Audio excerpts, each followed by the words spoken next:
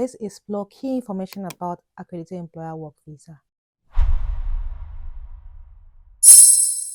Hi everyone, welcome back to my channel. It's your girl, the Sassy Engineer. If you're seeing my face for the first time, I am your favorite Niger Kiwi here down under New Zealand. Accredited Employer Work Visa is a main temporary work visa in New Zealand. It was basically designed to allow New Zealanders find the jobs first before you think of going out to look for foreign employers. It was also designed to make it easier for employers to find skilled workers to bring into New Zealand to work. Another purpose for Accredited Employer Work Visa was to combat migrant exploitation, which we all know is a problem when it comes to employing migrant workers. Some employers are just downright horrible. So Immigration New Zealand brought up this strategy to ensure that only employers who are accredited can bring in foreign workers. And you apply for this Accredited Employer Work Visa online. A little bit of history here. So these accreditation applications opened on 23rd March 2022. Job check applications opened on 20th June 2022. And work visa applications opened on 4th July 2022. As at 29th July 2024, which is last month, Immigration New Zealand has approved 123,915 accredited employer work applications, and there are about 35,873 accredited employers. As at 7th April 2024, some changes were announced to this accredited employer work visa scheme, and they include introducing an English language requirement for migrants applying for low-skilled ANSCO level 4 and 5 roles, a minimum skill and work experience threshold for most accredited employer work visa roles. They also reduced the maximum continuous stay for most ANSCO level 4 and 5 roles from 5 years to 3 years. For roles that fall into the ANSCO level 4 and 5 roles, employers will need to engage with work and income before approval to bring in migrants will be granted. Lastly, disestablishing the franchise accredited category. So there was something like that. Now it's disestablished. Now these businesses will have to apply to bring in workers from overseas through the standard high volume and triangular employment accreditation. Within New Zealand and Australia, there's what they call ANSCO levels. So there's level 1, 2, 3, 4, 5. 4 and 5 are the low skilled ones.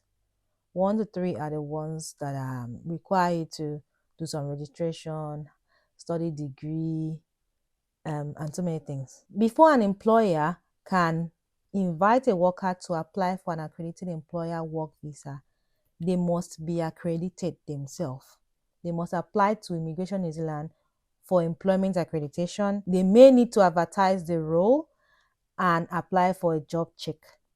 Under the Accredited Employer Work Visa, there are a range of verification steps at the application process through the accreditation, job check, and work visa steps, as well as post-accreditation checks. So Immigration New Zealand says here that they constantly review and adjust their settings to ensure that it's fit for purpose and strikes the right balance between bringing in migrants and protecting the integrity of the immigration system. Post-accreditation checks can occur at any time. They say that they aim to check about 16% of accredited employer each year. And as part of the application process, employers are advised that there may be follow-up checks to ensure undertakings and declarations that they make during the accreditation are correct and that they are a good employer. Because there are still some people that will want to do wuru-wuru.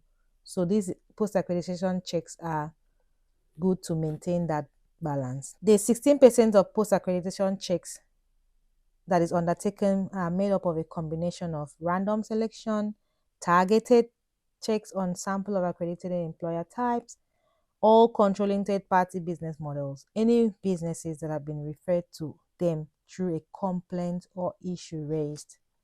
So this is what they said on their website. And these checks are a routine process introduced as part of the scheme. They are not related to any investigation into employers' potential concern involving migrant workers holding an accredited employer work visa.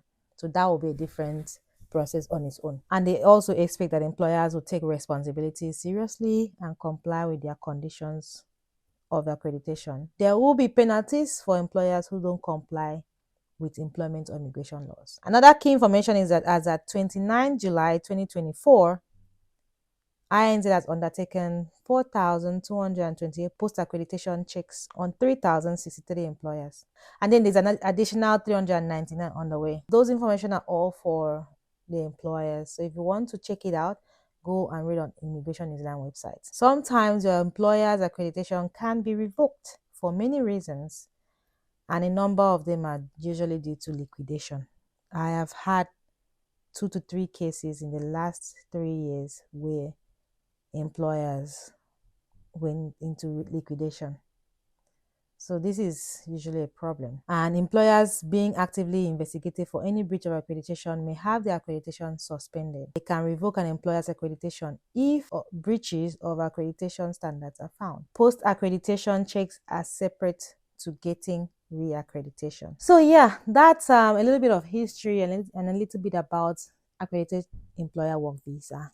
If you want to learn how you can apply for this visa, check out the video that is showing right now at the top right corner of this video, or you check the description box. Description box is what you have under this video when you're watching it. It has the title of the video, it has the date, and it has everything. Sometimes you have to click read more to expand it to see the links. Okay, if you have any question, feel free to put it in the comment section and share this video to those you think you need it. It's your favorite girl, the Sassy Engineer. Do not forget to subscribe, join the community, like this video, share it. Toodles!